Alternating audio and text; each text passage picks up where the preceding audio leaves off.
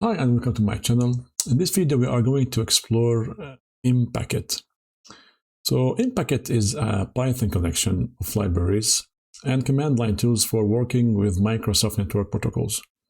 It is widely used by penetration testers, red teams, security researchers, and incident responders to interact with Windows environments at the protocol level.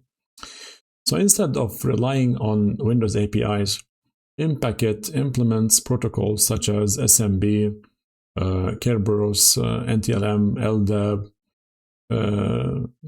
and DRSUAPI directly in Python. This allows security professionals to authenticate, query, and administer Windows systems from Linux, Mac OS, or Windows. So when you gain administrative access to a Windows target, during a security audit, your first instinct might be to drop an interactive command shell using a tool like Evil WinRM or Impact's WMI executive. But modern enterprise environments are heavily monitored.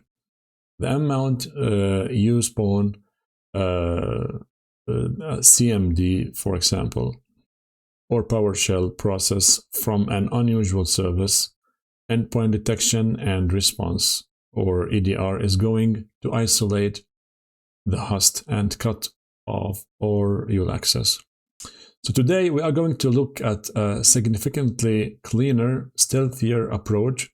Instead of running noisy commands on the target, we are going to use Impacket to manipulate native Windows protocols and extract the entire Active Directory database remotely without touching the disk.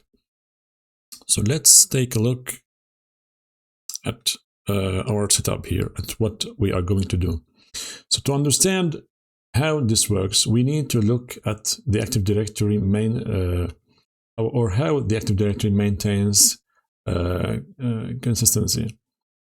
In an enterprise network, you often have multiple domain controllers.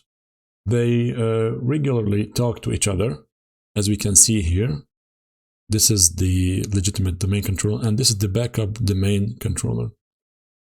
So they regularly talk to each other to synchronize user accounts, group policies, and password changes. They do this using a legitimate Microsoft RPC interface called DRSUAPI. This here for replication. And this DRSUAPI stands for Directory Replication Service Remote Protocol. It is well known in cybersecurity because it is leveraged in DC sync attacks. Attackers can impersonate a domain controller and use methods to silently dump sensitive data, including password hashes like NTLM or DPAPI backup keys. So Impacket's Secretsdump utility exploits this design. Instead of attacking the system file directory, our killing machine connects to the target domain controller, authenticates with our verified authenticator or administrator credentials, and politely announces itself as a secondary domain controller, requesting a routine database synchronization. Because the traffic looks like normal directory replication, it easily bypasses standard command line logging. So we can use this command. Let's take a look at. We can use, this is our command.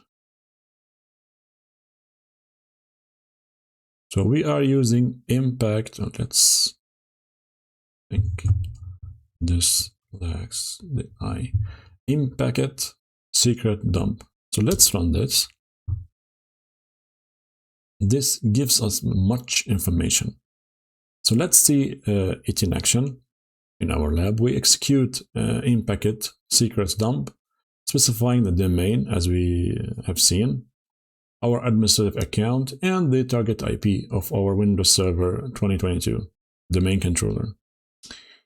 As soon as we hit the enter, the connection initializes over SMB.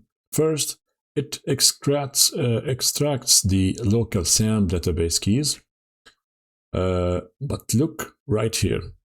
So if we go a little bit, let's take a look, especially here, this using the DRSUAPI method to get NTDS.dit secrets. So here we can mark this line, for example, and I will explain what that means in a moment. So let's jump to this. So this is the line. It is exactly the same. So let's break down one of these entries for administrator, for example.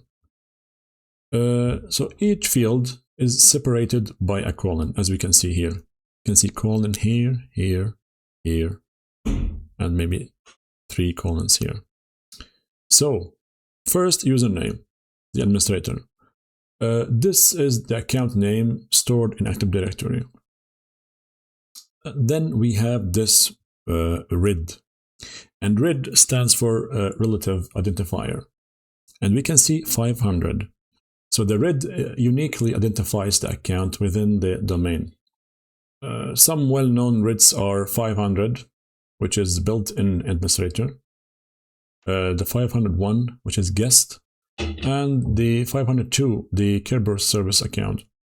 So seeing these RIDs immediately tells you are looking at a built-in Active Directory account. Then we have this hash here. And this is the LAN manager, or the LM hash, LAN manager hash. On modern versions of Windows, LM hashing is disabled by default because it is considered insecure. As a result, you will often see this exact placeholder value repeated for every account. In most modern environments, the LM hash can simply be ignored. And then, now we get to the most important hash here, which is the NTLM hash. This is the NTLM password hash. Windows stores a cryptographic representation of the password rather than the plain text password itself. Every account has its own NTLM hash, and if 2 accounts have the exact same NTLM hash, it indicates they share the same password. For example, if you go back here, you can see this here for this is the NTLM hash for the administrator. And if we look at my account here, you can see it is the same. This hash here is the same as this hash here. So they are completely identical. Both accounts have identical NTLM hashes, which strongly suggest they are configured with the same password during a security assessment. This is an important finding because password reuse increases risk.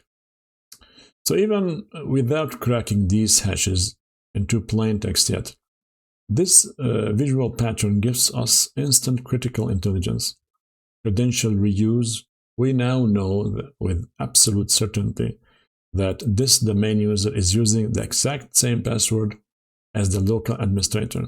This is a massive defensive finding that needs to be addressed immediately in any enterprise environment. So what to do? So from a defensive perspective, you cannot easily turn off replication because Active Directory depends on it. However, your blue team can monitor Windows Event ID 4662. For example, let's go to Windows here.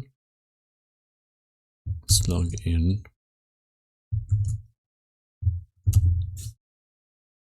we can go to event viewer, and we need to find the 4662. So we can filter. Let's go to security here, security logs, and we can use our filter.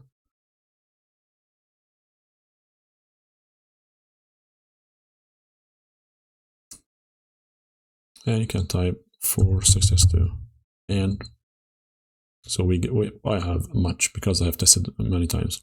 So look specifically for accounts requesting replication operations from unusual source IP addresses that do not belong to your authorized domain controllers.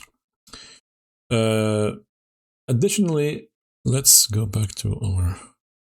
Additionally, ensuring that administrative accounts have strict password policies.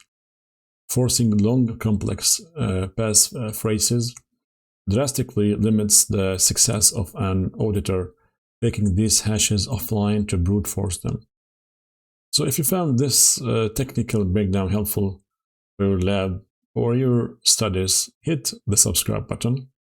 Drop a comment down below on what protocol you want to unpack next. I will continue on with Impacket on the next video. So this video is done here. So thank you for watching and see you in the next video.